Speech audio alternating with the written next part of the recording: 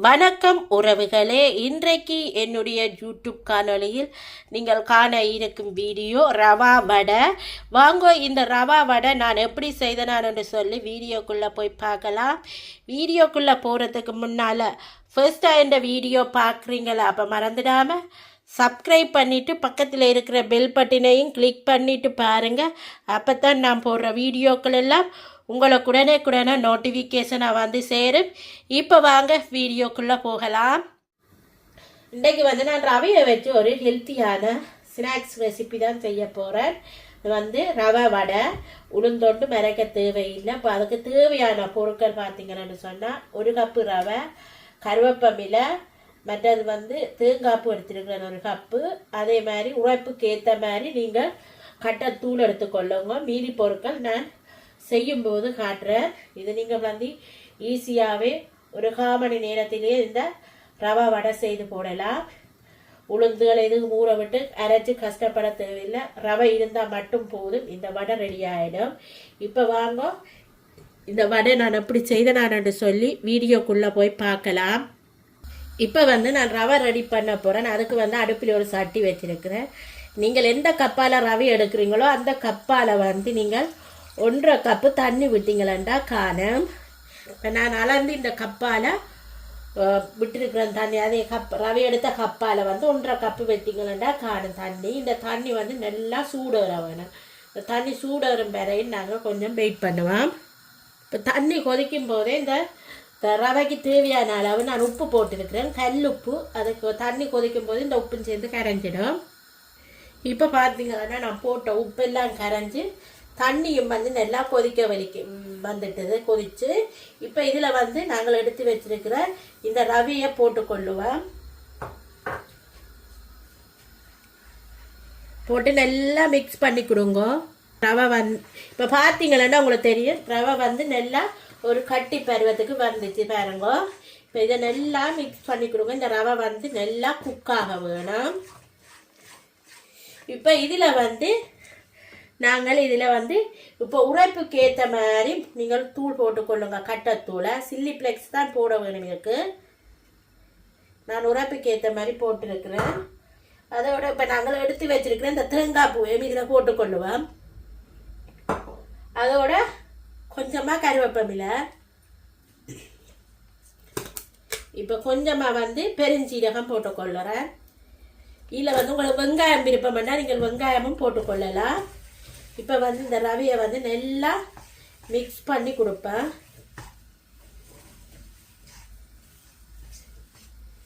பார்த்தீங்கன்னா சட்டியிலேயே ஒட்டாமல் வருது பாருங்க.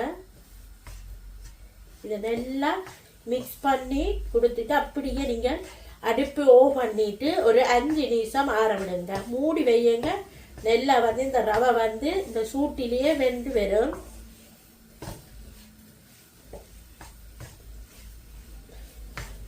இப்போ பார்த்தீங்களா நல்லா மிக்ஸ் பண்ணிட்டேன் பாருங்க. இப்போ இது இப்படியே நீங்கள் நல்லா மிக்ஸ் பண்ணி கொடுத்துட்டு மூடி வையுங்க. இப்போ நான் அடுப்பு ஓஃப் பண்ண போகிறேன். அடுப்பு ஓஃப் பண்ணிட்டு இதை இப்போ நான் இப்படியே மூடி வைக்க போகிறேன். ஒரு 10 நிமிஷம் மூடி வைப்பேன். இப்போ பார்த்தீங்கன்னு சொன்னால் ரவை நல்லா 10 நிமிஷமாக நல்லா மூடி வச்சேன் பாருங்கள். நல்லா குக் ஆகிடுது. இப்போ நாங்கள் இதை நல்லா பிணைஞ்சு குழைக்க வேணும். வாங்க எப்படி குழைச்செடுக்கிறேன்னு சொல்லி பார்க்கலாம். இப்போ பார்த்தீங்கன்னா நான் தட்டில் போட்டுட்டேன். இதை நல்லா மாவாக பிணைஞ்சு குழைக்க வேணும். இப்போ பார்த்தீங்கன்னா நல்ல வடிவாக உருட்டி எடுக்க வேணும். இப்போ இது சப்பாத்தி மாதிரி குழைச்செடுக்க வேணும். இதில் வெங்காயம் போட்டிங்களா இன்னும் நல்லா இருக்கு. நான் வெங்காயம் போடையில் உங்களுக்கு விருப்பம் பண்ணால் நீங்கள் வெங்காயம் போட்டுக்கொள்ளுங்க. அதாவது பச்சை மிளகாயும் சின்ன சின்ன நான் கட் பண்ணிவிட்டு போடலாம். இந்த சில்லி ஃப்ளேக்ஸுக்கு பதிலாக பச்சை மிளகாயும் போடலாம். நீங்கள் எப்படி நீங்கள் உளுந்து வடை சுடுவீங்களோ அதே மாதிரி தான் இந்த ரவை வடையும். இப்போ இதை நான் நல்லா பிணைஞ்சு குழாச்சிட்டு உங்களுக்கு காட்டுறேன். இப்போ பார்த்தீங்களாண்டா வடைக்கு மா நல்ல வடிவாக ரெடி ஆகிடுது பாருங்கள். இப்படி இருக்க வேணும் இந்த மா. நீங்கள் கையில் எடுக்கும்போது ஒட்டவே கூடாது. அப்போ தான் இந்த வடைக்கான பருவமாக இருக்கும் பாருங்கள். உங்களுக்கு எந்த அளவு வடை வேணுமோ அதே அளவுக்கு நீங்கள் இப்படி உருண்டையெல்லாம் உருட்டி கொள்ளலாம் பாருங்க. இப்படி உருட்டி கொள்ளுங்க உருண்டையெல்லாம். எவ்வளோ உருண்டை தேவையோ அதுக்கேற்ற மாதிரி. இங்கே பார்த்தீங்களா தெரியும் பாருங்க, கையில் ஒட்டாமல் வருது. எண்ணெயும் போட தேவையில்லை. நீங்கள் இருக்கு நல்லா பதமாக வெந்துதுன்னு சொன்னார். அவள் கையிலே ஒட்டாது. இப்போ வாங்க நாங்கள் இந்த ரவா வடையை எப்படி செய்கிறோன்னு சொல்லி பார்க்கலாம். இப்போ பார்த்தீங்கன்னா எண்ணெய் சூடு ஏறிட்டது. இப்போ பாருங்கள், நாங்கள் உருட்டி தப்பி வச்சிருக்கிற இந்த ரவா வடையை எண்ணெயில் போட்டுக்கொள்ளுவோம்.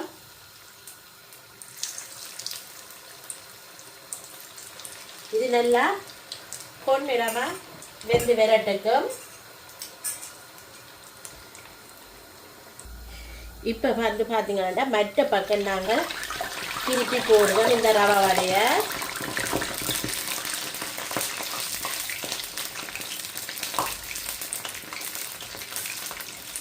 போட்டுட்டு இது இன்னொரு 5 நிமிஷம் நல்லா குக் ஆகட்டுக்கும். இப்போ பார்த்தீங்கன்னா நாங்கள் போட்ட வடை நல்லா குக் ஆகிருக்கு பாருங்கள். இப்படி வர வேணும். அதுக்கப்புறமா நீங்கள் எடுத்துக்கொள்ளலாம் பாருங்கள். இந்த பருவத்துக்கு வந்ததுன்னு சொன்னால் வடை நல்லா வெந்துட்டுதான்ட்டு அர்த்தம் பாருங்கள். இப்போ நாங்கள் இந்த வடையை எடுத்துக்கொள்ளுவோம். இதே மாதிரி இப்போ நாங்கள் செய்து வச்சுருக்கிற இந்த ரவா வடையை போட்டு எடுத்துக்கொள்ளுவோம். நல்லா சின்னனா மெல்லிசாக தப்பி போட்டிங்கன்னா குயிக்காக வெந்துடும். மொத்தமாக போட்டிங்கன்னா கொஞ்சம் டைம் எடுக்கும்.